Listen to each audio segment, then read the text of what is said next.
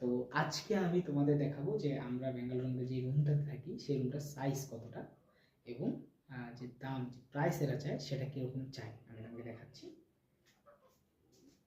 এই যে এখান থেকে শুরু হচ্ছে আর আমার হাত এটা এক, এখান থেকে ধরে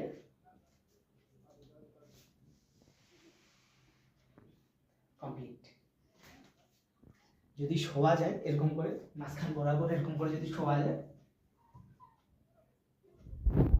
তাহলে একটু একটু করে শুধু জায়গা বাঁচবে। আর এরা যখন টাকা চাবে মনে হয় এদের বাপের টাকা।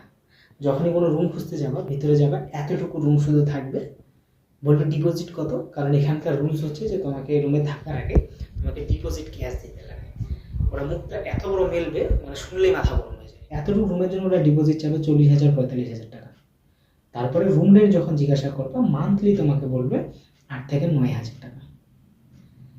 ব্যাঙ্গালোর এতটা কস্টলি আমার ধারণা ছিল না যখন আমি ফার্স্ট আসি, এখন আস্তে আস্তে হচ্ছে।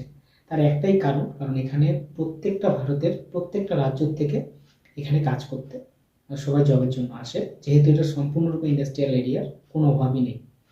তো আমাদের যেমন ওয়েস্ট বেঙ্গলের মধ্যে যত ছেলে পেলে সবাই এখানে থাকে, তো এখানে কী হয় প্রাইসটা এবং মানটা সব দিক দিয়েই বাইরে যায় চারপাশ দিয়ে। সেজন্য তুমি যদি না নেও তোমার মতন অনেক আছে নেওয়ার, তুমি হয়তো দাম শুনে পিছিয়ে যেতে পারো কিন্তু এরকম অনেক আছে নেওয়া। সেজন্যই এরা যা খুশি চায় ফেলে। এবং লাস্টের দিকে তো এরকমও হয় যে ডিপোজিটের টাকাটা অনেকে রিটার্নই পায় না। 30% 40% মানুষ এমন থাকে যারা এত টাকা ডিপোজিট দেওয়ার পর সেই টাকাটা রিটার্ন পায় না। তো এটা বাইরে থাকার একটা বড় সমস্যা, অনেকগুলো সমস্যার মধ্যে এটা একটা আমার কাছে মনে হয় অনেক বড় সমস্যা। তো যারা ফ্যামিলি নিয়ে থাকে তাদের জন্য এই সমস্যাটা তো অনেকটাই, কিন্তু অ্যাকচুয়ালি যারা ব্যাচেলার থাকে তারা রুমটাকে শেয়ারে করে নিতে পারে, তো সেক্ষেত্রে টাকাটা একটু কম পড়ে, এটাই একটা সুবিধা।